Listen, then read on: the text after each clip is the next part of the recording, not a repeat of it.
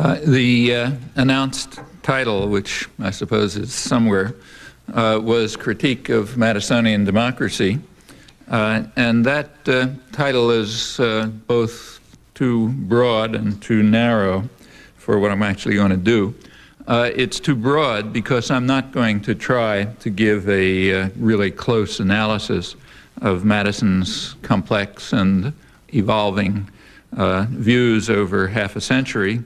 There is very good scholarship on the topic, including several recent studies that reach quite different assessments. I'm going to keep to my own choices about what seem to me the leading themes that are important for understanding the special nature of the Madisonian democratic experiment, and also the forms that it took as it evolved and is taking today. It's in this latter respect that the title is a bit too narrow. There's also a lot more to say about the implications of all of this for global society, but that I'll have to put aside for reasons of time. Well, the American experience is surely the most important and interesting one to study if we want to understand the world of today and tomorrow. There are some very obvious reasons for that. One is simply the power and the primacy of the United States, which is completely without parallel. The second is its stable and long-standing institutions, which are also democratic institutions, which are exceptional and arguably unique. Thirdly, the United States was as close to a tabula rasa as it's possible to find in the historical world. And that was understood at the time. Tom Paine in 1776 remarked that America can be as happy as she pleases. She hath a blank slate to write on. And that was more or less true. Not necessarily for pretty reasons, but it was true. The indigenous societies, which were themselves rich and complex, were largely swept away. The neighboring regions were conquered by force, including a third of Mexico. There was a vast and rich land with unparalleled resources and also advantages, which was in fact open as a blank slate to write on. The United States was also unusually free from external threat, which again gave opportunities for acting independently. The national territory of the United States hasn't been threatened since 1812. There's a history of contrived threats, a long and interesting history. So, for example, a century ago, the U.S. Navy was defending our national territory off the coasts of Chile, just to take one example. During the Cold War, last 50 years or so, the threats were not only contrived, but consciously and rather deceitfully contrived, and that's sort of conceded. So, for example, after the Second World War, a crucial aspect of the golden age of what's called the golden age of capitalist development after the first 25 years or so after the Second World War, a crucial aspect of it was enormous government subsidy. And it was recognized in the late 1940s that the economy couldn't survive otherwise.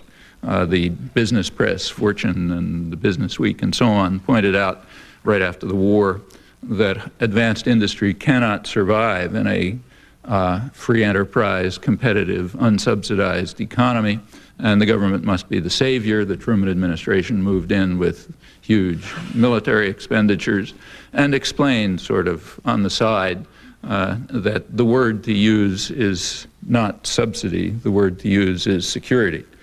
So you can get people to pay, to agree to massive transfers of public funds to high-tech industry if you frighten them enough. And that's in fact been one function of the Cold War since the beginning. The same is true of intervention. It's recognized pretty much, that a good deal of the intervention, in fact, probably you could argue almost all of it, and military action over the last 50 years was under the guise of security, but was motivated by something else. That fact, too, is not unfamiliar to scholarship. So, for example, although it isn't very well advertised, Samuel Huntington, the well-known political scientist at Harvard, around 1980, when the Reagan administration was setting forth on a new wave of state terrorism and intervention, pointed out that we may have to sell intervention and other military action by creating the misimpression that it's the Soviet Union that we're fighting. He said, and he added that that's what the United States has been doing ever since the Truman Doctrine, which is more or less accurate. These are among the reasons why the so-called peace dividend quickly vanished. It was never realistic to believe that there would be one, and of course there isn't, and why policies continue approximately as before. Very little change after some tactical change, but nothing much with the end of the Cold War. And the reason is that the whole Pentagon system, which is a very broad system, had other motives, and the contrived security threats were designed to facilitate them, but now they go on with other pretexts. In any event, the country really was uniquely free from external threat. It's hard to find an analog. There's also, in the United States, very little residue of earlier European structures or an authentic conservative tradition. We don't really have conservatives in the United States. There are people who call themselves conservatives, but they're mostly radical statists who combine support for an extremely powerful, intrusive state with coercive social norms, something that a genuine conservative would certainly wince at. The lack of a conservative tradition in the United States may be, in fact probably is, part of the reason for the weakness, the relative weakness of the social contract and of support systems by comparative standards. These typically had their roots in pre-capitalist institutions, and they don't exist much here. The blank slate didn't have them. It's not that they're missing, but they're here to a much less extent than, say, Europe. This blank slate did provide opportunities to carry out political and economic and social experiments without very much constraint. Well, in studying history, also, final comment about this, to quite an unusual extent, again, really unique, the socio-political order was consciously designed using the advantages that were available. Now, in studying history, it's, you can't construct experiments, but the United States is about as close to the ideal case of state capitalist democracy as one can find. And for that reason alone is particularly important to study, aside from its power and the stability of the institutions. Well, furthermore, the main designer, James Madison, was an astute political thinker and also a very lucid one. His views largely prevailed. Madison eloquently upheld the call for the preservation of the sacred faith of sacred fire of liberty that he wrote into George Washington's inaugural address. But it's important to understand his quite clear and explicit ideas about the kind of liberty that had to be preserved. These ideas perhaps come out most clearly in the debates on the Constitutional Convention, 1787. Madison focused on England, naturally. That's the model for a democratic society that they would look at the time. And he pointed out that, I'm quoting him, "In England at this day, if elections were open to all classes of people, the property of landed proprietors would be insecure, and agrarian law would soon take place," what we would call agrarian reform, which would infringe on property rights. The sacred fire of liberty that he spoke of is to burn most brightly to preserve the rights to own property. which are privileged above all others. Madison went on in the debates to warn that the new government that they were framing, that they were constructing, has to be designed in such a way to ward off the injustice that would come from a functioning democracy, as in the example mentioned. That is, it would have to, I'm quoting him again, it would have to secure the permanent interests of the country against innovation with a variety of devices to protect the minority of the opulent against the majority. The permanent interests of the country that have to be preserved against innovation are property rights, in particular the rights of the opulent minority, who have to be protected against the majority, meaning that democracy has to be a very limited system. Well, that remained the guiding principle from the framing of the Constitution up until today, not only here, but also in the forms of democracy that the United States has been willing to tolerate elsewhere. That's an important topic. I wish there were time to go into it, but I'll have to put it aside for lack of time. It's easy to be misled by the public record, the public rhetoric in which these ideas are generally framed. So in the Federalist Papers, which people read, which were of course written for a public, kind of like a propaganda document, the Federalist Papers do discuss the rights of minorities and the need to protect their rights. But the discussion is framed in rather abstract and general terms. However, Madison made it quite clear that he had a particular minority in mind, namely the minority of the opulent, who have to be protected against the majority.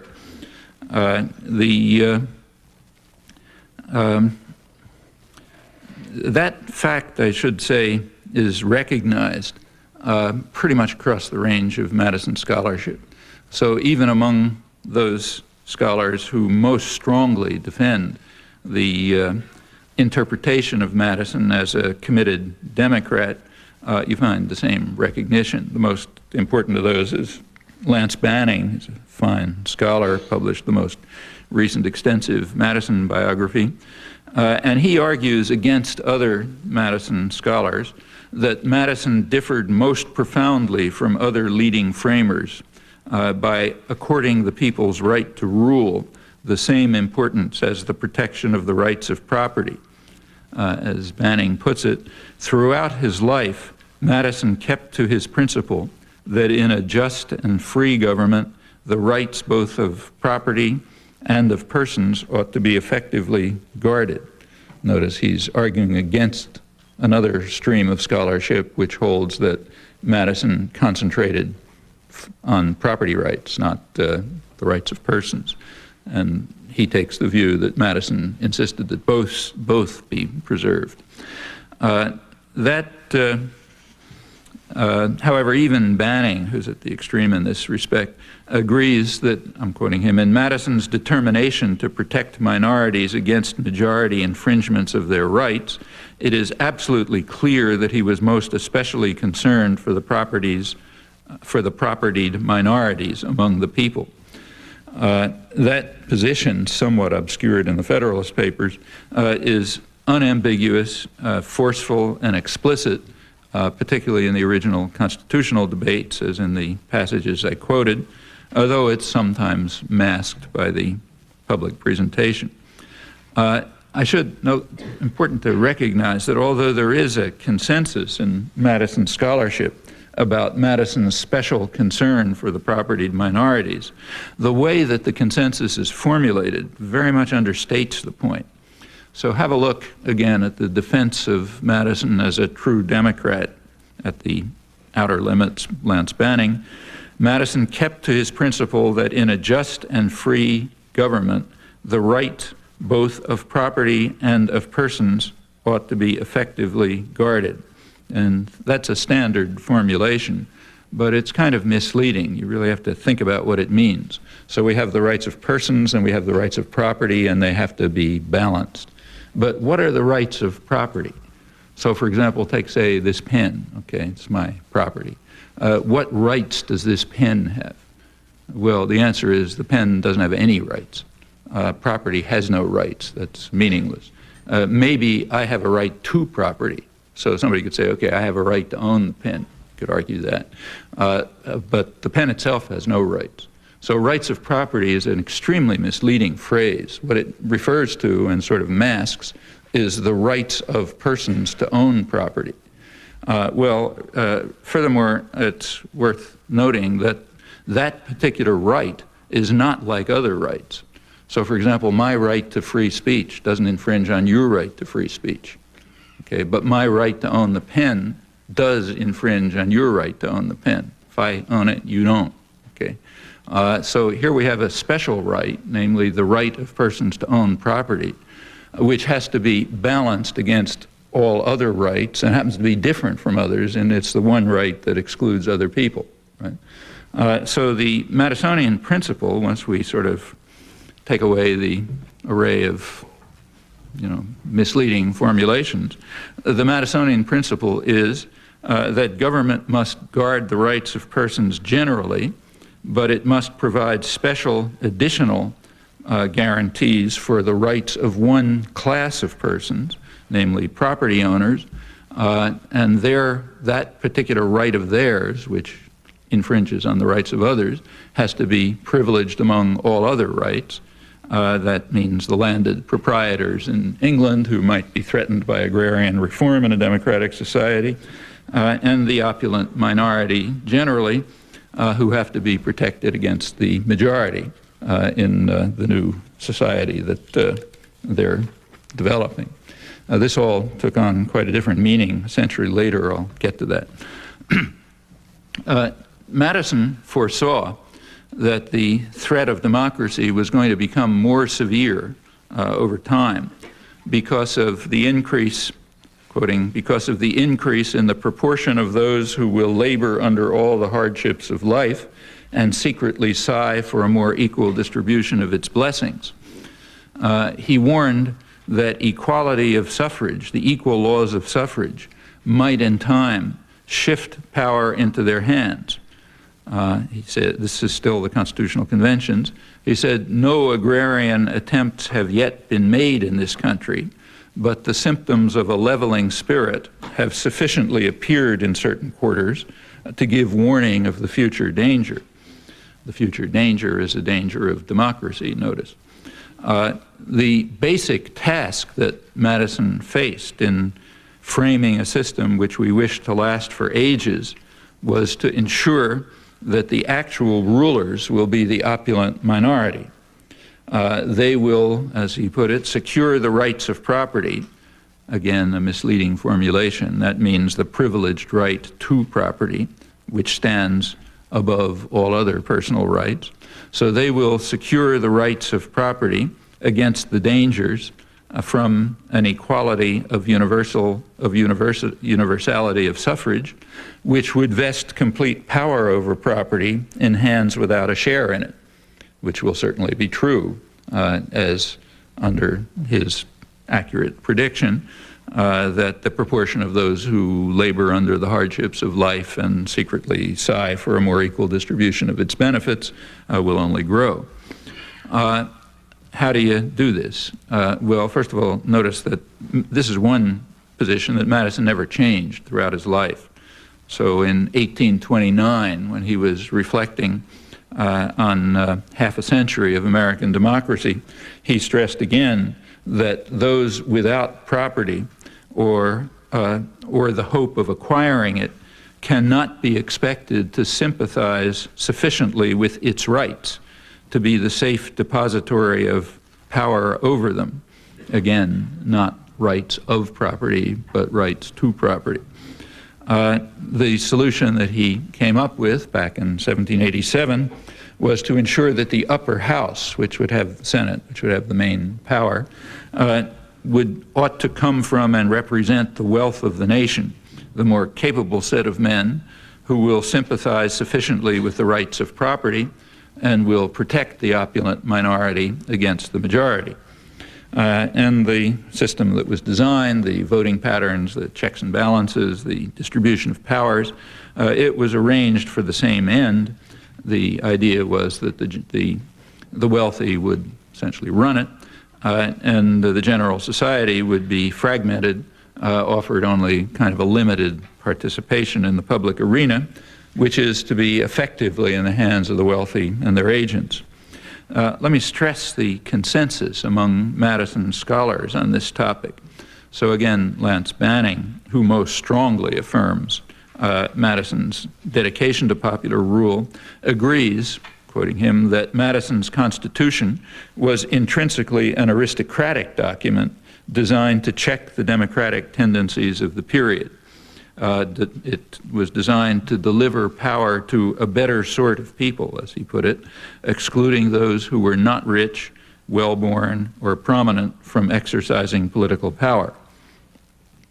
Now, there is a debate about how firmly that line was held in the years that followed, but there's no serious debate about the original intent, which was quite clear and becomes still more clear, I think, if we think through the reasoning that led to it, as particularly is expressed in the constitutional debates, which I quoted.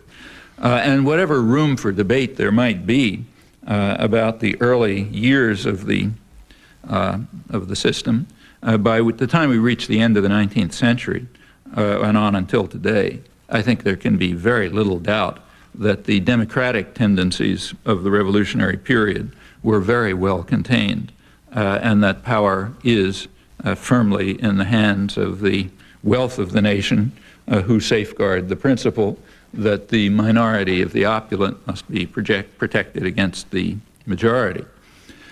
Well, this account of the Madisonian roots of the prevailing conceptions of democracy is unfair in one important respect. Like Adam Smith and other founders of classical liberalism, Madison was pre-capitalist and anti-capitalist in spirit. Lance Banning describes him as an 18th century gentleman of honor to depths that we today are hardly able to imagine. He had nothing but contempt for what Adam Smith called the vile maxim of the masters of mankind, all for ourselves and nothing for anyone else. And it's quite likely that Madison would have sympathized with the so-called factory girls and artisans of eastern Massachusetts in the early days of the Industrial Revolution, which began around here, when they condemned what they called the new spirit of the age, gain wealth, forgetting all but self, which they regarded as a degrading and demeaning doctrine that destroyed human values and signaled the defeat of the American Revolution to working people in the rising industrial society. By now, it's perhaps hard for us to remember how shocking was the radical capitalist ideology that started to come along around the 1820s. It was given its sharpest doctrinal form in what was called the new science of economics of David Ricardo and Malthus and Nassau Sr. and others. The new science rejected the traditional view that people have a right to live. That was taken for granted in traditional societies, feudal societies, slave societies, and so on. It was assumed that people have some kind of a place, a right to be in that place, generally a pretty rotten place, but at least some kind of a place. However, the new science challenged that. It proved, with the certainty of Newton's laws, as Ricardo put it modestly, it proved that people have no rights apart from what they can gain in the market. You only hurt the poor by trying to help them, so the new science proved. And if people can't survive in the labor market, since they have no other rights, they should go somewhere else, which was not impossible in those days. Recall that free movement of labor is a fundamental principle of free market doctrine. You don't have free movement of labor, you don't have free market. That's one of the many principles that are overlooked as the theory has been converted into a weapon, an ideological weapon of oppression in the service of the vile maxim and the opulent minority, relying very heavily on state power. For example, subsidies under the guise of security. I should add that even Ricardo, who was the leading exponent of the new science, was unable to free himself completely from traditional human sentiments. So Ricardo recognized that his famous principle of comparative advantage was based on the assumptions that labor is mobile and that capital is immobile. If you drop those assumptions, it doesn't work. That's incidentally the opposite of what prevails today. Labor is immobile and capital is mobile, but we're still supposed to worship at the shrine, even though the assumptions on which the conclusion rests have been reversed. In Ricardo's day, the assumptions were not all that unrealistic. There were vast open spaces which were being cleared of their inhabitants, and that meant a place for impoverished people of Europe and criminals. There was much less need for prisons in those days because you could send them off to the United States and Australia, and also for poor people. They could move once the land was cleared. But what about capital? Well, capital was largely a matter of land, and land is immobile, so that part of the assumption is correct. But as for the rest, Ricardo remained a captive of pre-capitalist values. He argued that the rich would be satisfied with a low rate of profits in their own country rather than seek a more advantageous employment for their wealth in foreign nations. And the reason they would do that is just because of human sentiment, community spirit, and so on. Adam Smith had a much clearer view in this regard years earlier when he said, no, they're going to follow the vile maxim. So the point is, even Ricardo found it hard to free himself from the taint of human sentiments, despite the teachings of the new science. But it was a dramatic change. The restriction, sharp restriction in the concept of human rights that was a central component of rising industrial capitalism, that continues right to the present. As a result of quite extensive and often violent popular struggle over long periods, there is now a reasonably large array of rights that have been won. And there are now even international conventions on human rights. The basic one is the Universal Declaration of Human Rights of December 1948. That declaration inspires quite a good deal of noble rhetoric and, posturing before TV cameras and so on. It can also be used by the powerful very selectively as a weapon against some current enemy. But the reality of the matter is that no state takes the principles of the Universal Declaration seriously. The United States, for example, flatly rejects a good part of its solemn commitments as expressed in the Universal Declaration, namely the whole range of articles concerning social and political rights, which we simply assert do not apply. We declare that they are invalid, though we signed them, of course. This is a residue of the principled denial of such rights under the pure form of market doctrine that was prescribed and preached by the new science. Meanwhile, incidentally, the United States parades courageously as the defender of the Universal Declaration against third world relativists, all kind of bad guys. That's a pretty impressive propaganda achievement, and it's a tribute to the obedience of the educated classes, folks like us, that they can get away with it. As they do. There's never any challenge to this, even though it's radically false on the most obvious and transparent grounds. The fate of the new science as a weapon of class warfare and in delimiting the importance of human rights. That's an interesting part of the history of the last 180 years, and a very lively and important topic today, but a different one, and again, I'll have to put it aside. Well, let's go back to Madison. As an 18th century gentleman, his values were pre-capitalist. He expected the wealthy men who would be given power to be, as he put it, enlightened statesmen, pure and noble, benevolent philosophers who will work selflessly for the public good. He soon learned differently, as the opulent minority used their power exactly as Adam Smith had described, namely pursuing their vile maxim. And by 1792, Madison already recognized that there were problems. He warned that the Hamiltonian developmental state was substituting the motive of private interest in place of public duty, leading to a real domination of the few under an apparent liberty of the many.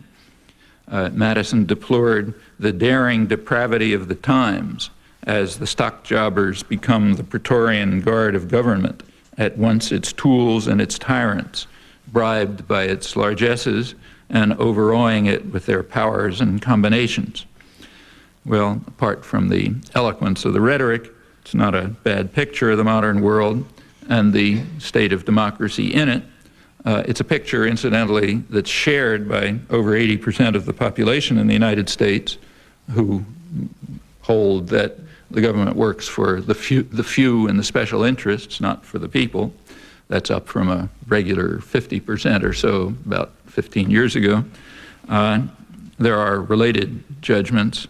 The same percentage, over 80%, regards the economic system as inherently unfair. About the same percentage holds that business has too much power, working people too little.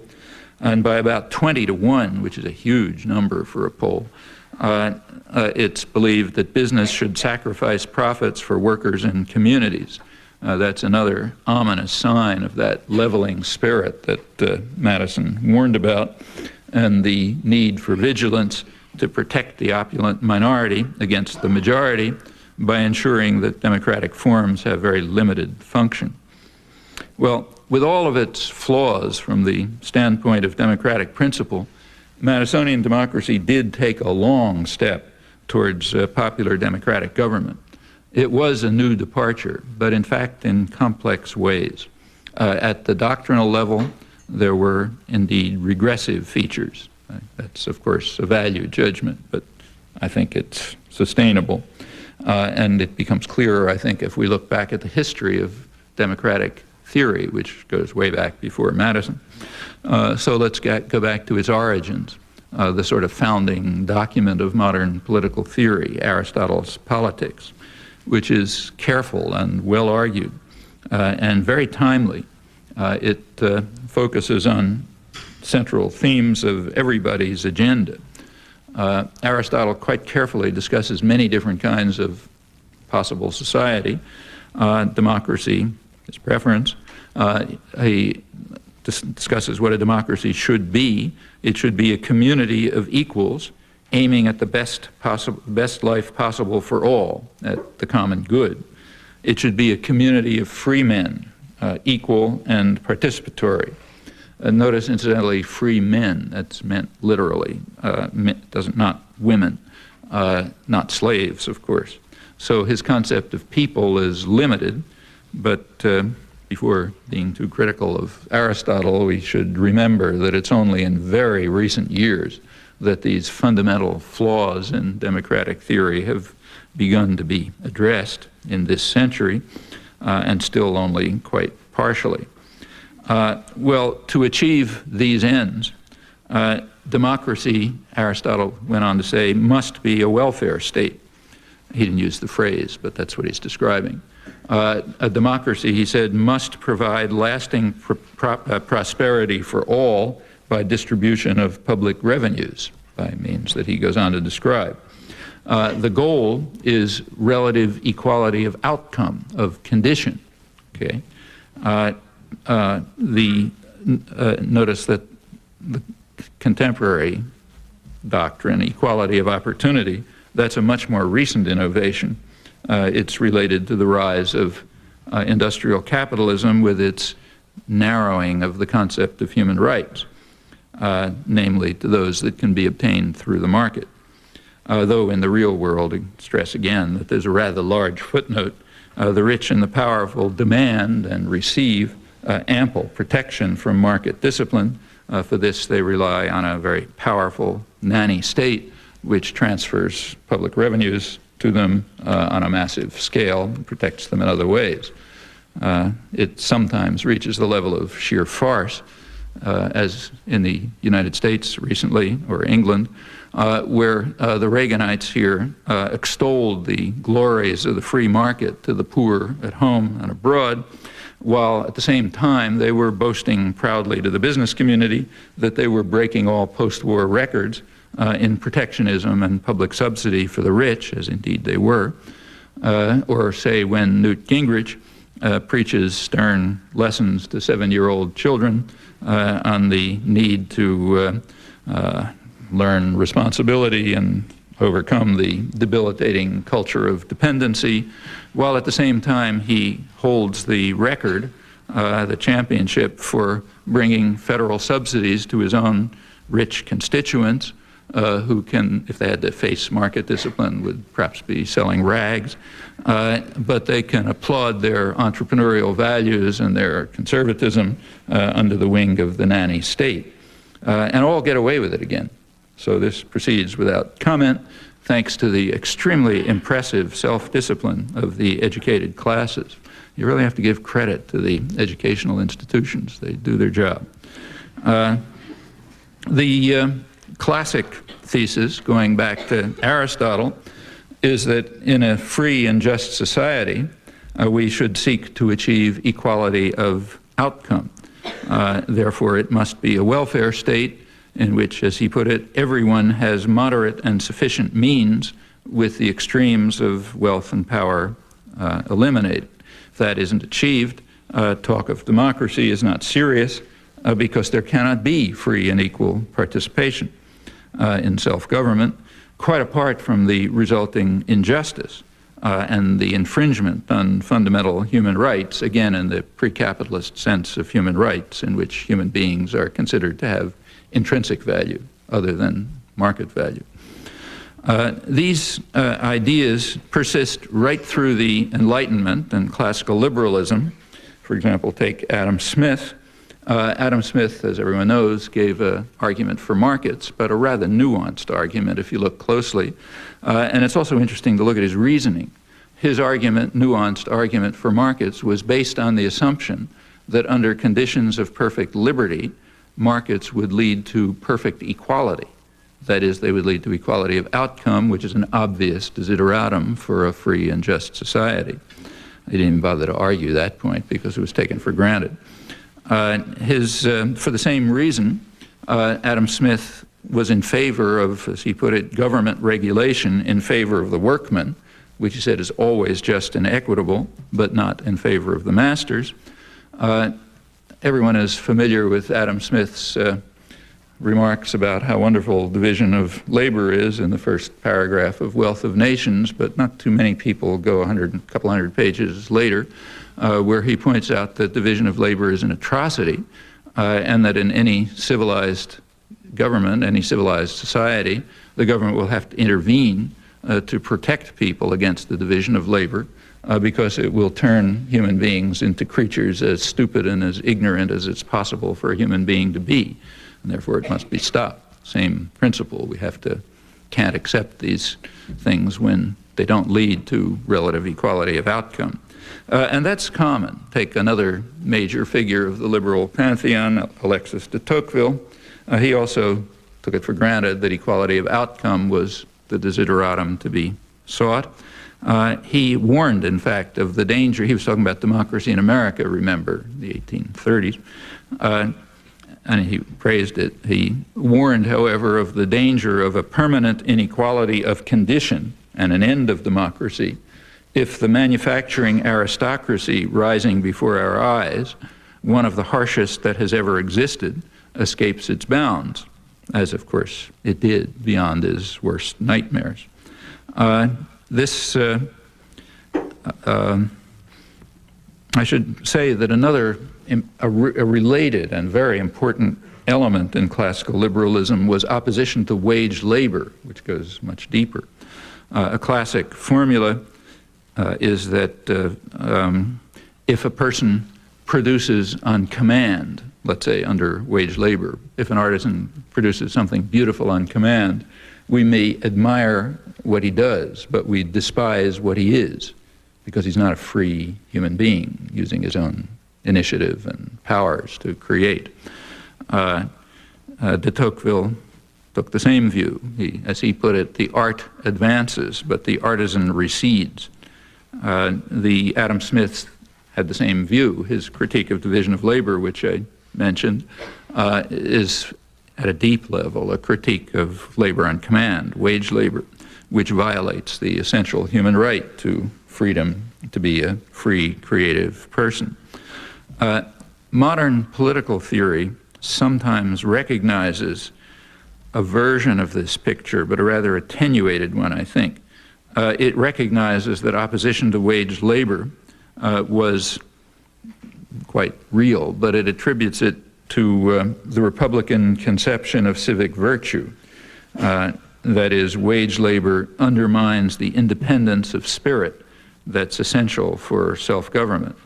That interpretation is certainly correct, but I think it's only part of a much deeper and more interesting story that is a deeper opposition to wage labor based on a conception of natural rights and human nature, a conception which is quite interesting in itself, but interesting roots, but it's another topic again. Well, however one interprets the fact, the opposition to wage labor remained a very powerful current of American thought and also struggle right through the 19th century. The labor movement from the 1830s up to the huge Knights of Labor organization through the end of the century, it condemned wage labor as an infringement, an intolerable infringement on essential human rights. The independent labor press, which was just being done by working people in their own factories and so on, it held to the principle that those who work in the mills should own them. All of this, I should say, is as American as apple pie, without the dubious contributions of radical intellectuals. And it extended well beyond the working class. So Abraham Lincoln, for example, held that it is wrong for capital to buy labor in slave societies, and it is no less wrong for capital to hire labor under what was always called wage slavery, except as a temporary expedient on the way to freedom. That was the ideological banner under which Northern workers fought the Civil War, Michael Sandel over at Harvard points out correctly. The Republican Party proudly presented itself, quoted slogans, as not only the anti-slavery party, but emphatically as the party of free labor meaning free from wage slavery, from working on command. That's the Republican Party. The New York Times in 1869 condemned the advance of wage labor as the rise of a system of slavery as absolute, if not as degrading, as that which lately prevailed at the South. Well, come quite a long way since those days. But these ideas, which are truisms in my opinion, remained alive well into this century. Take, say, John Dewey. He's the leading American social philosopher, again, as American as apple pie. His roots are right here. The main focus of his work was on democracy, and he held that talk of democracy is idle when big business rules the life of the society, controlling production, commerce, communication, and the press. Democracy, he said, also presupposes a transition from a feudalistic to a democratic social order in which workers are masters of their own industrial fate, not tools who have to rent themselves to private tyrannies. As long as the feudalistic social order remains in place, he held, politics is nothing more than the shadow cast over society by big business, the tools and the tyrants of government, in Madison's phrase, and democracy is only a matter of form.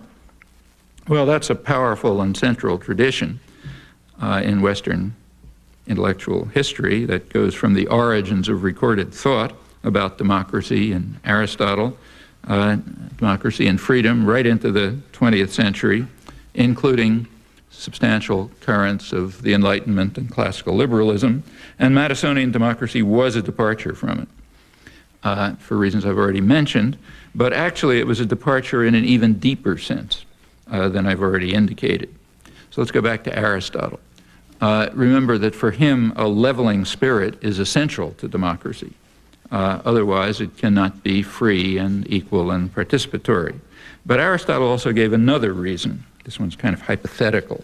He said, imagine that kind of a logical reason. He said, suppose a democracy could exist in which there really was free participation, suffrage, in other words.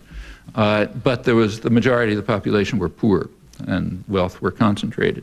Well, under those circumstances, he said, the majority would use their voting power for their own ends, not for the common good of all. And a well-run democracy should be run for the common good of all. Notice that James Madison faced exactly the same problem, raised exactly the same problem in the Constitutional Convention in the remarks that I quoted about the threat of agrarian reform. He said, suppose there were a democracy in England, people could vote, then they would carry out an agrarian reform, they'd vote in their own interests, and they would threaten the rights of landed proprietors, what he misleadingly called the rights of property. Well, they both faced the same dilemma, Aristotle and Madison, exactly the same dilemma, but they gave different solutions. Aristotle's solution was to restrict poverty with a welfare state. Then democracy would be possible. Madison, facing exactly the same dilemma, drew the opposite conclusion. We must restrict democracy so that the privilege of the opulent minority is protected. Now, these are crucially important facts about American democracy, which in a free society would be taught in high schools, civics courses, in my opinion, and would be common knowledge. Notice I'm not using any exotic sources. These are absolutely the standard major, intellectual roots of our society and thought. It's a crucially important departure from a classical tradition taken on pre-capitalist assumptions, however, as I mentioned. Well, all of these issues took on a very different form towards the end of the 19th century and since. Recall the Madisonian principle, departure from traditional theories of democracy and rights, but still a principle.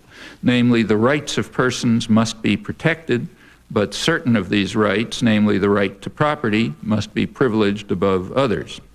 Now, for Madison, persons meant persons, but toward the end of the 19th century, the concept of person underwent a radical change in a highly undemocratic manner with the growth of the industrial economy and the concentration of power in new corporate entities. That brings us to the last century in which all of this takes a very different form. Recall that corporations were initially considered to be, the theory of the corporation was a grant or concession theory. So, for example, if we want to get together and build a bridge across a river or something, we can become incorporated to carry out that task. We are partners. It's a partnership. We can get a state charter to carry out that task. That's corporation. The corporation was legally bound to keep to the stated limits, namely build that bridge. That's what we got the charter for. And the corporation had no rights. The only rights were the rights of the participants, the individuals in the partnership, the individual owners. Now, that's what a corporation was, okay? Through the 19th century, the picture began to change. There were huge economic changes, especially after the Civil War. By the end of the 19th century, by around 1890, 3/4 of the wealth of the country was controlled by corporations. By now, the top few hundred control most of the domestic economy and most of the international economy. itself an enormous infringement on freedom and rights. As the economy changed, legal theory changed along with it, not by legislation, but in the hands of courts and lawyers and intellectuals. It began to recognize corporations had been called artificial entities, set up as partnerships with no rights for a stated purpose and chartered that way. But they came to be regarded as natural entities, as collectivist legal institutions, as the leading legal historian of the process over at Harvard, Morton Horowitz, describes it. These natural entities were granted the rights of persons, in fact, mostly early in this century. In fact, immortal persons, so much more than the rights of persons. And there were no longer any limits on what they could do. They didn't have to keep to their stated purpose. So they could acquire property, or they had First Amendment rights, and so on. This became very serious when New Jersey kind of broke ranks and permitted the right of incorporation in 1889 with no constraints at all. Corporations could do anything they want, so they all started flocking to New Jersey. That's why you have things like Standard Oil of New Jersey and so on. That forced other states to go along, you know, to destroy the traditional constraints as well. It's one of the reasons, incidentally, why business is so much in favor of devolution these days, of reducing power from the federal government to the states. Then it's much easier to play one state against another and to make sure that public revenues really go to the opulent minority, not to anyone else. So if federal grants go from government to federal to state level, you can be pretty sure of that. The New Jersey legislation is a typical example.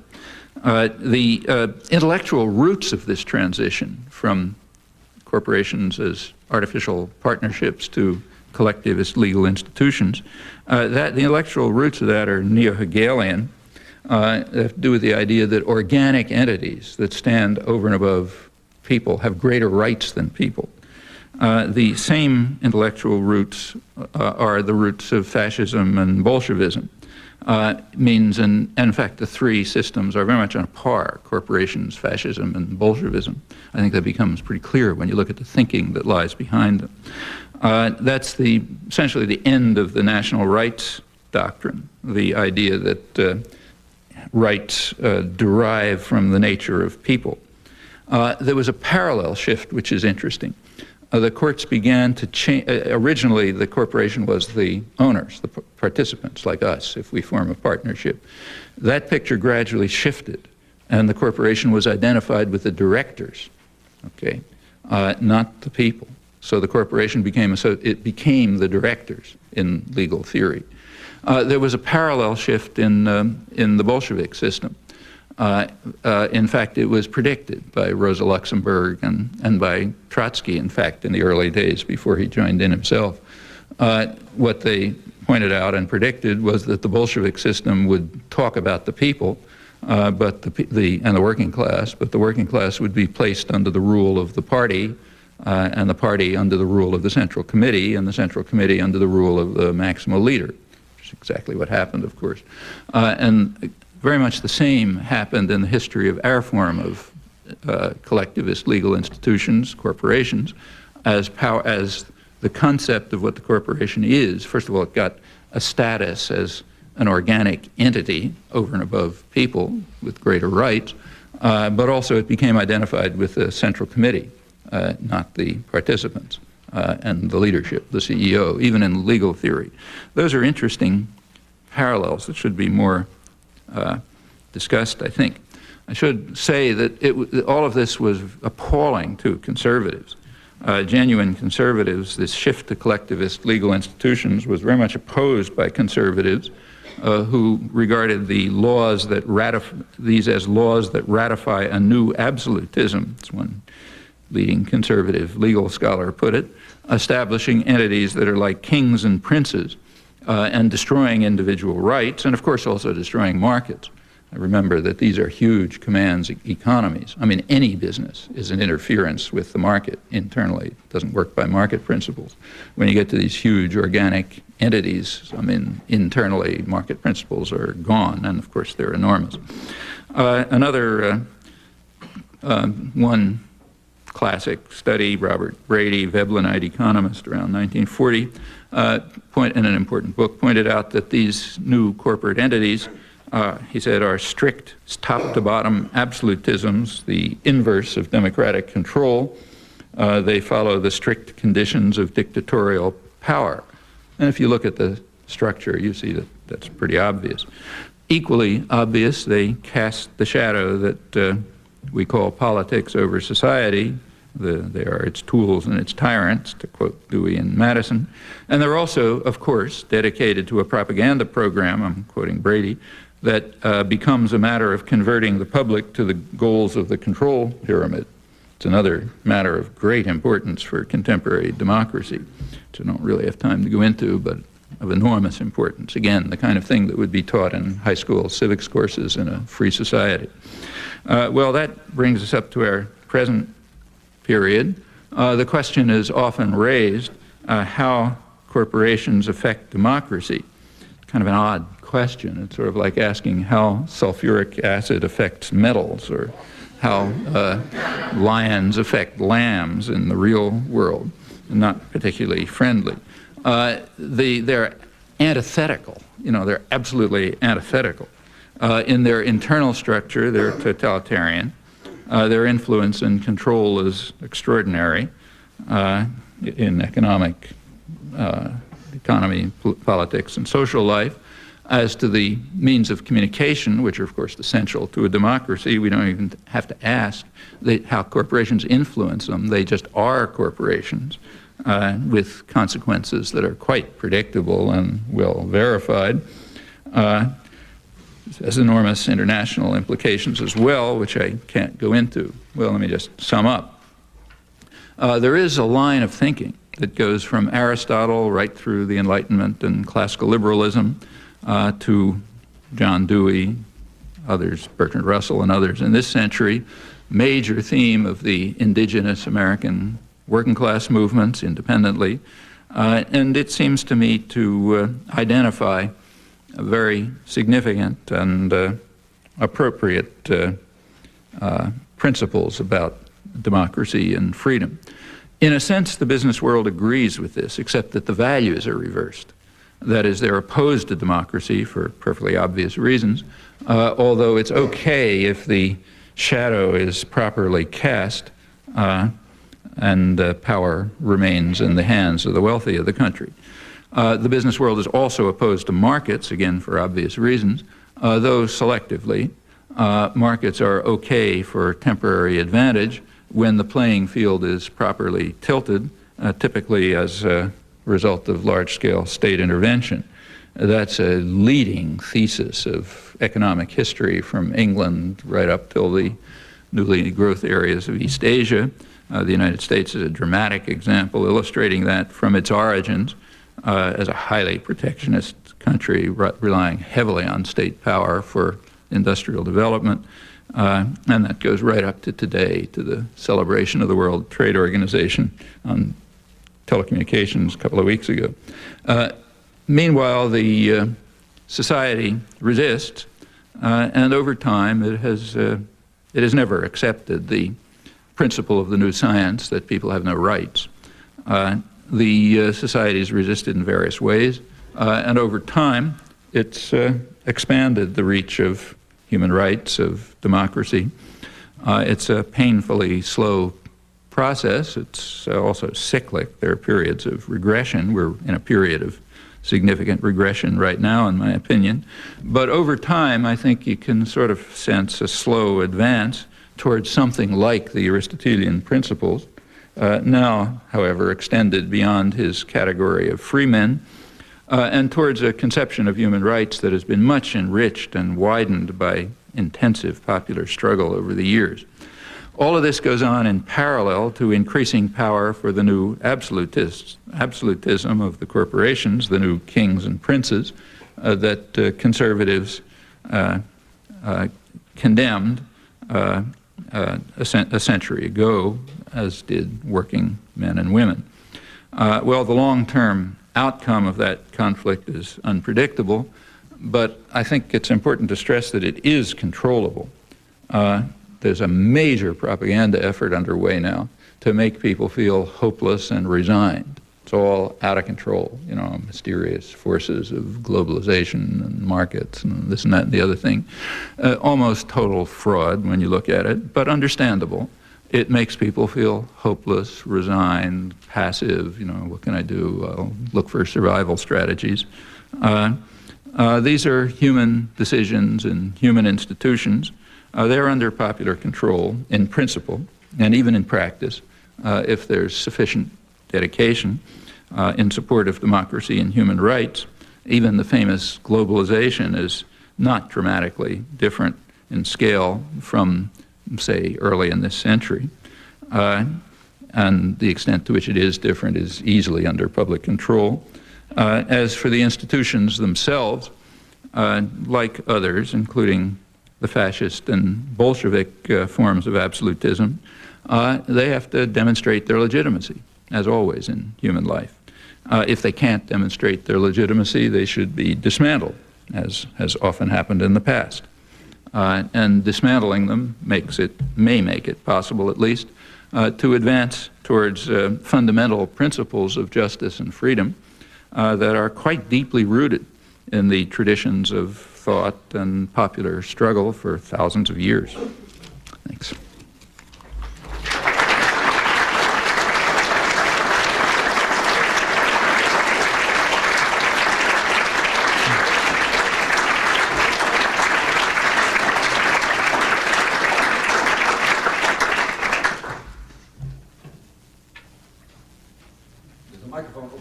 Oh, okay, yeah.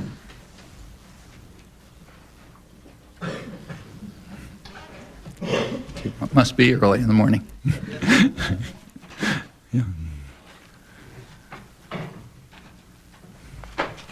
Dr. Tchomsky, what would your recommendation be for corporations? Should they be eliminated, or is there a trend towards changing them, adapting them to the democratic ideals?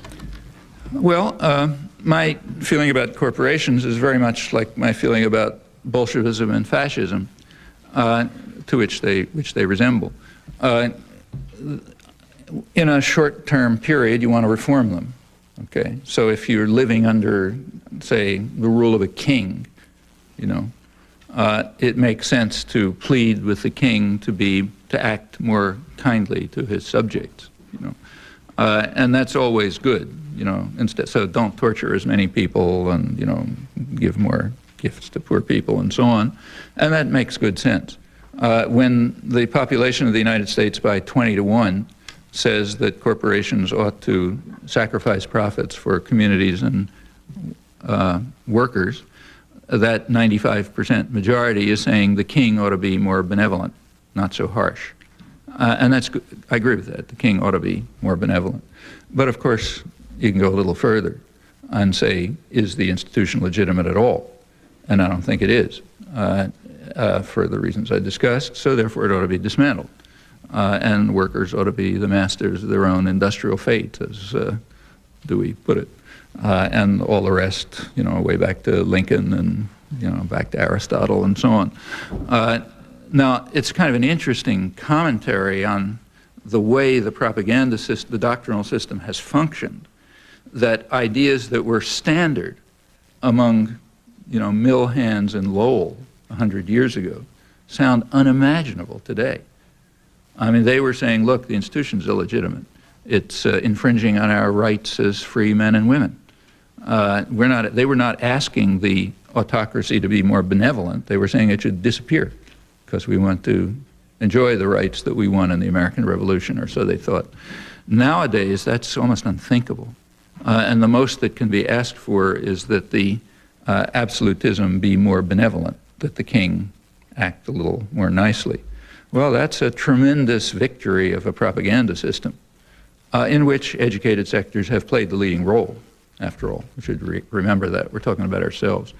And it has it's been extremely hard. For 180 years now, there has been an effort to drive out of people's heads normal, ordinary human sentiments and to make them think just for themselves. You want things just for yourself. instill the new spirit of the age, gain wealth, forgetting all but self. You have no rights other than what you can get on the market, with, of course, that big footnote that the rich and the powerful insist on massive protection from the nanny state in extreme forms under, say, Reagan and Gingrich, but always. And it's been a very hard battle to get that across, but it's, over time it has worked. So now people don't even think about being free. The most they think about is asking the ruler to be more benign. But to get back to your question, I don't think we should limit ourselves to that. Yeah, it's important to ask the ruler to be more benign. So, for example, I think we should urgently do something about the fact that we are facing a major social crisis as the advocates of a powerful nanny state for the rich are continuing a massive war that they've been conducting for 15 years against children and families, and women particularly, and are winning it. They're going to be out in the streets hungry. The main effect of the welfare reform, and certainly its purpose, is to lower wages for poor people. I mean, it didn't take a genius to figure that out. Obviously, if you force people, notice the assumptions that underlie that as well. The assumption is that women who are raising children have to be sent to the workforce. The implication, it's no work to raise children. That just sort of, comes free, like raising children, taking care of a home, that's not work. Anybody who's had a child knows that. What's work is going to the office in downtown Boston and speculating against currencies to lower growth rates. That's work. And you can sort of prove it, because after all, we live in a meritocratic society, so you measure the value of work by the amount you get paid. For raising a child, you get paid zero. For speculating against currencies to lower growth rates, you get paid huge amounts. So those guys must be doing real work. And now we've got to take these other people who aren't doing any work, just raising children, taking care of homes and so on. We have to make them work. But of course, they're going to have to work at government subsidized jobs at below minimum wages, which simply harms the lower sector of the workforce, naturally. Now, there's a principle of law that you can determine intent by predictable outcome. If the outcome's predictable, you can use that as evidence for intent, which means that obviously this was the intent of the law.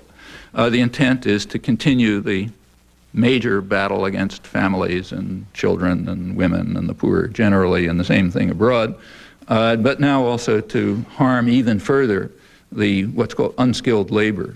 Sounds like a small part of the workforce, except that it's 70% of the workforce. And that's proceeding, and we should do something about that. So I think that should be immediately on the agenda, make the autocrats be less brutal and cruel. But I don't think they should have the right to rule either. I think we should be able to understand what mill hands in Massachusetts or Abraham Lincoln or others understood.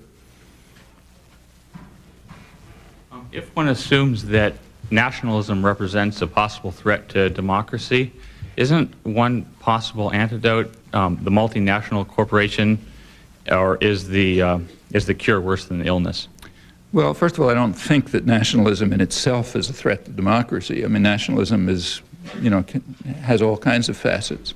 Nationalism can involve a focus on the richness and authenticity of individual cultures, for example. I mean, if nationalism is exclusive and oppressive, yeah, it can be a threat to freedom. If, on the other hand, nationalism means accentuating and enriching your traditional cultures, then that's a very positive development. So nationalism in itself, I don't think you can say anything about. Depends how it's used.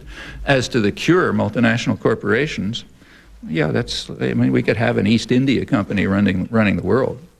I don't see what that cures. That's, a form of absolutism, kind of like Bolshevism and fascism. So it's not a cure for anything. It's just an increase in the power of absolutist institutions. I mean, here I entirely agree with the few conservatives who are around. There probably aren't any anymore, but the ones who were around a century ago.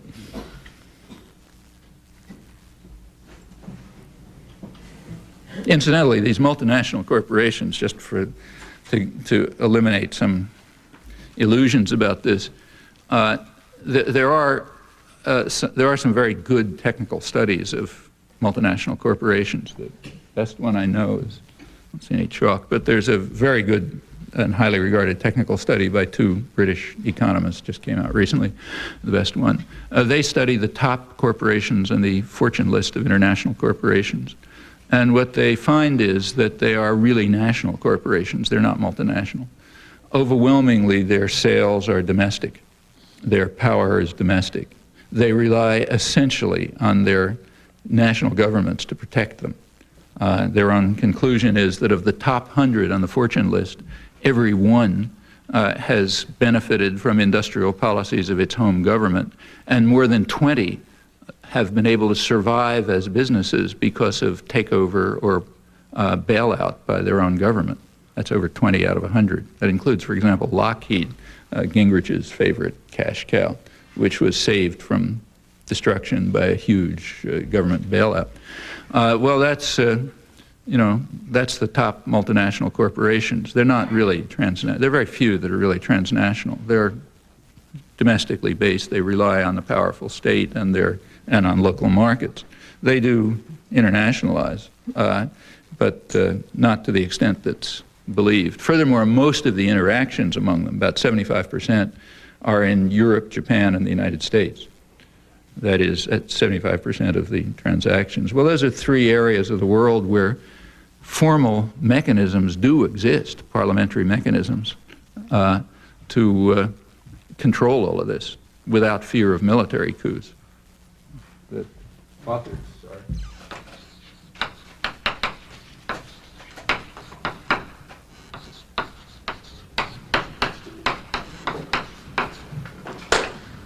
Forget the title of the book, but something about, came out about a year ago, and it's the major technical study of multinationals at the moment. They're very skeptical about the whole idea of globalization, as are plenty of other people. If you look at gross figures of trade flow and investment and so on and so forth, relative to the economy, it's not much different than it was in the early part of the century under the gold standard. There are some differences, but mostly in short-term financial speculation, that sort of thing. Do I understand correctly? I take it that your view is fairly optimistic in the following regard, that you don't regard the existence of these large organizations as an inevitable result of a sort of technological determinism or scientific determinism. I don't think it has anything to do with that. I mean, I think one should be extremely skeptical about that. For one thing, you should just initially, people always ought to be skeptical when some view is put forth that makes you passive and resigned and happens to benefit the people who are putting forth the view, okay? That's already initial grounds for skepticism for a reasonable person. When you look at this, it could be true, but you're you start reaching for your wallet at that point. In this case, I think it's just not true. I mean, take, say, information technology, the big new wave of the future. I mean, it can be used to dominate and control. It can be used to liberate, too. The same information technology that can concentrate decision-making in, offices in New York and Zurich and, London, that same technology can be used to provide information to working people in a factory in real time so they can make their own choices. I mean, the information doesn't care. This has been pretty well studied in some cases with very interesting results. There's a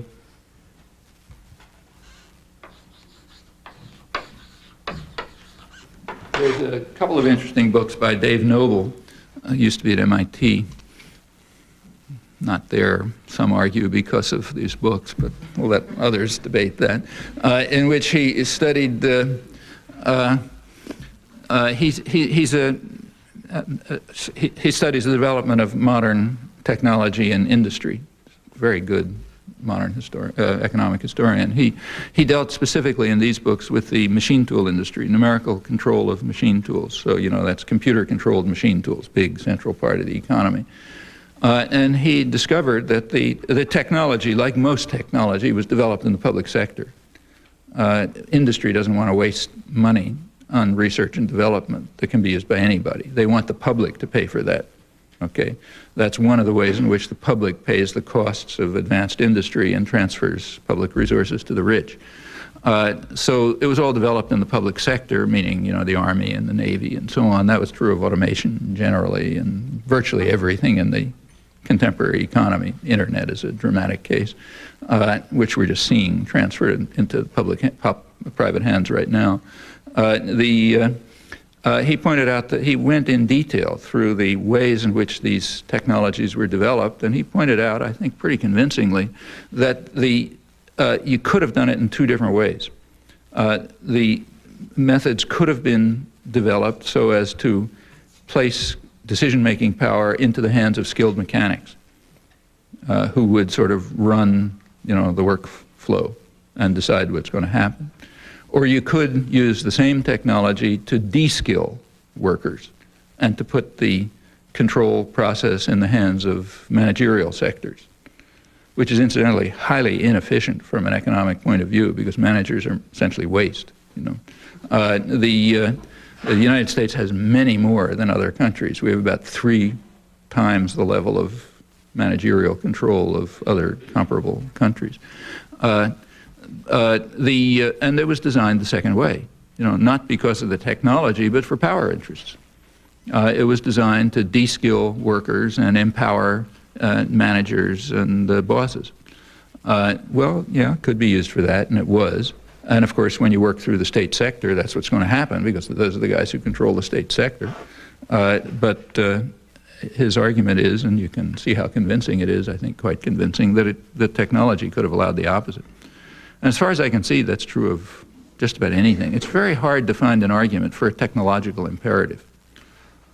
Look for it. I mean, you hear it all the time, but you should always be skeptical when you hear that because that argument is an argument that says, look, you're powerless. Just, you know, suffer in silence. And meanwhile, I benefit. I mean, any time an argument has those properties, you should be skeptical. And you should want a strong argument. I don't see one in this case.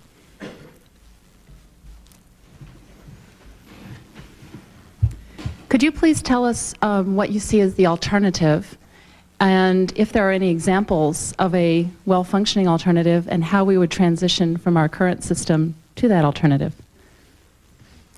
Yeah, there's alternatives, just as there were alternatives to feudalism and slavery and to Bolshevism and fascism, namely dismantle the repressive institutions and place power in popular hands. It's never an all or none business, you know, so there's elements of it all over the place. For example, unions, let's say, were a big attack on the privileged character of private power of the opulent minority. The sort of social contract that developed from around the mid-19th century was the result of a social reaction to the new science and its doctrines. I mean, what basically happened is if you look at the history, by around the 1830s, it looked like the masters had won the day, you know, end of history and all that sort of thing. In England, that is, they had legislated, you know, the rules of the new science. People have no rights, can't live on the market, go somewhere else, etc. The only problem was that it turned out that the British Army was spending all of its time putting down riots because people got the weird idea that if we don't have a right to live, then you don't have a right to rule, you know. And then it got worse because they started labor organizing and the Chartist movement came along and so on. Well, you know, fortunately the science is rather flexible since it largely is an instrument of ideological warfare, and it just changed. So the same people who were giving the old story, like Nassau Senior, now said, yeah, it turns out, according to the new science, that people do have other rights. By the time you get to, say, John Stuart Mill, you have sort of, you know, kind of a social democratic picture of political economy. And that leads the way to the social contract and the welfare state. Okay, that was an improvement. It took a long time to reach the United States. And the United States didn't really come until, 1930s, and it was always weak. How weak it is you can see by looking at the newspapers right now. For example, in South Korea, workers are struggling rather bitterly right now to protect themselves from laws that have always been in force in the United States. In the United States, the laws have always permitted corporations to fire workers and replace them not just with scabs, which is bad enough, but with permanent replacement workers, meaning kick them out if they try to organize. I mean, the United States has been censured for that by the International Labor Organization. I think it's the only industrial country to have been censured. But here it's kind of taken for granted. In South Korea, they don't accept it, and that's what the big struggles are going on, with industries trying to impose it, and the government and the working people are rejecting it. So, we don't, the idea that we have to go teach people how to be free is, funny idea. But all of these are steps, have been steps forward. There are a lot of rights that were not recognized before. Voting rights, for example, franchise, economic rights, social rights. They're always under attack. Right now they happen to be under sharp attack. And there have been more serious attacks against the whole conception of absolutist rule. So they're all over the place, but maybe the biggest one is in Spain, the big Mondragon enterprises, which is one of the most successful economic enterprises in Spain, industry, banks, communities, and so on. It's essentially worker-owned. This came out of a kind of a left Catholic tradition. And it's not utopia, like it has managers and so on, but it's worker-owned and been very successful. One of the more successful parts of the Spanish and European economies, in fact.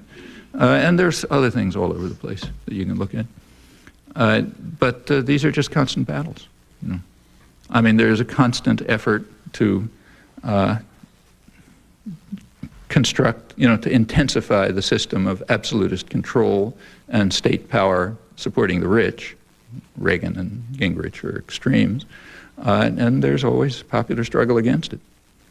As to the asking, is there a viable alternative to absolutist rule, that doesn't really mean much. It's like asking in the 18th century, is there a viable alternative to kings and princes? Well, you couldn't point to one. You couldn't point to a parliamentary democracy in the 18th century. Did that mean you couldn't have parliamentary democracy? No, didn't mean that. It meant you could have it, but you have to create it.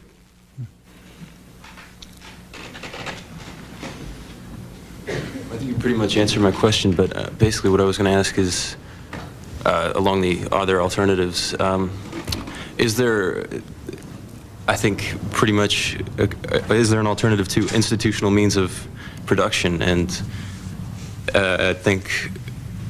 Are there other ways of arranging production? Yeah, I mean, you sort of seem to be hinting that the way to go is to sort of impose regulations that would ensure more democratic institutions in the means of production. Is that... Well, I think it's not so much imposed regulations that would ensure it. I think absolutist institutions should not be given legal status. I don't think we should give legal status to organic entities that stand over and above the rights of individuals, whether they're called fascism or Bolshevism or corporations or whatever. So I do think that human rights come from, are sort of rooted in human nature, really. And that these collectivist institutions are not persons. They shouldn't have rights. How should production be organized? Well, I don't think that's a trivial question to answer. You have to sort of experiment. But the principles ought to be, I think, pretty much the ones that were expressed by mill hands in Lowell a century ago. Those who work in the mills ought to own them. And they ought to carry out democratic decision-making about how they work in conjunction with communities who play a role as consumers and families and participants and so on. There are a lot of modalities in which that could be worked out, but I mean, there are people who in fact have sketched out detailed proposals.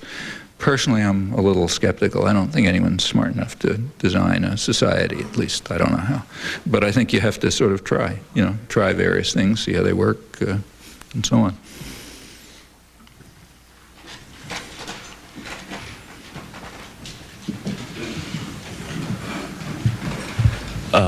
I realize that a lot of our economic system, has a lot of flaws, that a lot of problems with it, like wage labor that's not particularly pleasant, that, the rich have, there's a big gap between like rich and poor.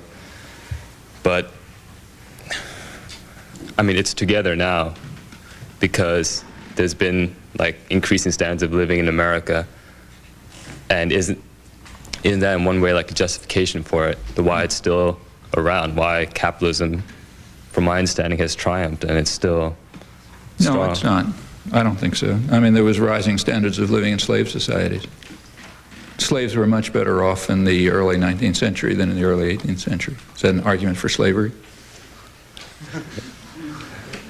Well, It's a terrible argument, I mean, any system, in fact, you could give that argument for Stalinism. There was very substantial economic growth in the Soviet Union. It's the second world, not the third. It was, until 1989, it was the second world, not the third world. Now it's back in the third world because it's undergoing capitalist reforms, something you're not allowed to say, incidentally, but if you read, you'll notice. They've had 10 years of capitalist reforms which have driven them right back into the third world where they came from, okay? But if you just look at it in terms of economic growth, it was reasonably successful. That's exactly what bothered Western leaders. If you read the documentary record, right up to the 1960s, where it sort of runs dry at the moment, you find that the great concern was that the Soviet Union was presenting itself as a model for modernization within a single generation. And that was raising all sorts of trouble, not only in the third world, but even in the rich countries. They didn't care about Russian aggression. What they cared about, or Stalin's terror or anything, I mean, didn't bother anybody. In fact, Truman admired Stalin, thought he's an honest man, to deal with him and so on. He said he didn't care what happens in Russia, and so on. But the same with Churchill, incidentally, who was defending Stalin in cabinet meetings as a great man and so on and so forth. They could kill as many people as they want. That's irrelevant. The problem was, then they never expected them to be attacking anybody, but what they were afraid of was the economic growth, which was, especially in the third world, considered quite impressive. Actually, the same is true of Cuba. The documents have just been released, and they're interesting, on Kennedy and the Kennedy administration in Cuba. And it's kind of interesting to see the way the facts are being hidden. So, for example, just to illustrate, when, this thing is going on at the World Trade Organization, the European Union has brought charges against the United States for violating the World Trade Organization agreements with the Helms-Burton Act and the Cuban embargo altogether. And the United States is isolated on that. I mean, in international arena, the only votes for the United States are Israel, which is reflexive. That's like saying the Ukraine voted with Russia in the old days. So Israel and Uzbekistan, for some reason, I don't know why. Uzbekistan and Israel are the only countries that voted with the United States on this. Whole European Union's against it. What was interesting is that when the United States has simply withdrawn from the World Trade Organization jurisdiction, says you have no right to deal with us because we're the boss of the world. But the reasons were interesting. The reasons were that this is a policy that goes back, they said falsely, to the Kennedy administration. We've had 3 decades of a policy of overthrowing the government of Cuba, and the European Union has no right to challenge our policies. That was Stuart Eisenstadt, the government spokesman. Well, there was no reaction to that. It's kind of interesting in itself. It's taken for granted that we have a right to overthrow another government if we feel like it, and if anyone challenges that, they're off base. But there was an interesting response on narrower grounds by Arthur Schlesinger in the New York Times. He had a letter, and he said, want to remind his friend Stuart Eisenstadt that he misunderstood the Kennedy administration policies. The policies, he said, were based on, I'm quoting, Castro's troublemaking in the hemisphere and the Soviet connection. but now that's past, so it's an anachronism. Well, as Schlesinger was, here comes the discipline of the educated classes, for example, the people in Fletcher School and so on, who certainly know what I'm going to tell you right now. The documents that came out not long ago from the early 60s bear directly on this question. Arthur Schlesinger was the head of the Latin American mission of the incoming Kennedy administration, which was laying out, talking about the problems and the plans for Cuba. And there he explains what troublemaking in the hemisphere means and what the Soviet connection means. He said, the problem with Castro, he said, is I'm quoting, the spread of the Castro idea of taking matters into your own hands. Okay, which he said has great appeal to people in Latin America, most of whom live in terrific poverty and oppression and are trying to find a more decent life. And with the model of Cuba in front of them, they're likely to do all sorts of things. So that's Castro's troublemaking in the hemisphere. What's the Soviet connection? Well, the Soviet connection, he said, is that in the background, the Soviet Union is presenting itself as a model for modernization in a single generation. Okay, that's the Soviet connection. Well, yeah, so therefore we have to overthrow the government because of that kind of troublemaking and that kind of connection. And in fact, that extends much more broadly, Kennedy and Macmillan, in their discussions in the early 60s, were worried about the potential for economic growth of the Soviet Union and what it would imply. Same was true of Dulles, same goes right back to 1917. So the facts are the opposite of what you're describing. Perhaps my question could be put a little differently. If this system is so bad and everything, why hasn't there been, excuse me? Our system? Our system. It's so bad, why hasn't there been greater movements to challenge it? Oh, it's been challenged all the time. I mean, for example, we have a very violent labor history. Hundreds of American workers were being killed right into the late 30s. Finally, they got labor rights. There has been a very extensive challenge through the 50s. In the 60s, the whole thing blew up. And in fact, many concessions had to be made. And it still continues. I mean, we right now happen to be in a period of regression, but as I say, it's cyclic. There was much more regression in the 1920s when labor was really crushed. So yes, there's always challenge and struggle. But when you say, is the system so bad, I don't even know what that means. I mean, slave societies went on for centuries and centuries without any challenge. Okay? Did that justify them? And in fact, if you really want to be serious about it, the slave owners were giving arguments rather like yours. So slavery, very much like it. Read, say, George Fitzhugh, who was the leading spokesman for the American slave owners in the South. At the time when it was becoming a serious issue, like around the 1840s, he had pretty powerful arguments in favor of slavery. What he was saying is, look, the reason you Northerners are against slavery is because you're anti-Negro racists. We are not racists. We think that you should take care of your subjects. So we treat them nicely.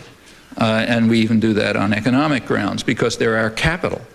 Like if I make an anachronistic analogy, if I buy a car and you rent a car, okay, and somebody comes a year later and has a look at the two cars, which car is going to be in better shape? Okay, well, mine, because I own it, so I'm going to take care of it. Not yours, because you rent it and you can just throw it away and get another one, okay? That's exactly Fitzhugh's argument. He says, look, we own people, you just rent them. So therefore we take care of them. We treat them well, we respect them, they're our capital. Besides, we have human relations with them. We're pre-capitalist, we still have human relations. You just treat them as tools under wage slavery, and they're much worse off. So we're the ones who are moral, you're the ones who are immoral. And in fact, under the slave system, if you take a look, it was reasonably efficient. Conditions were sort of improving. People lived better, slaves lived better in 1850 than in 1750. Okay, everything you're saying could stand as a perfectly good, not only could be a good argument for slavery, but was offered as an argument for slavery. Similar arguments were given for Bolshevism, or take, say, fascism. I mean, why was Hitler so popular? You know, Hitler was the most, through the 30s, Hitler was the most popular leader probably in German history. Well, the reason is he carried out a social revolution. People were living a lot better. I mean, like not everybody, you know, not Jews, for example, but Germans were living a lot better. It was very successful. Hitler either understood or, you know, figured out, or his advisors did, that large-scale state expenditures could rescue a morbid capital economy from destruction, pretty much what American business learned during the Second World War, and he was doing it. And it was, the economy was booming, people were better off, and so on. Is that an argument for fascism? No. Sorry, but I think that's all the time we have. I'd like to thank Dr. Chomsky for a great speech and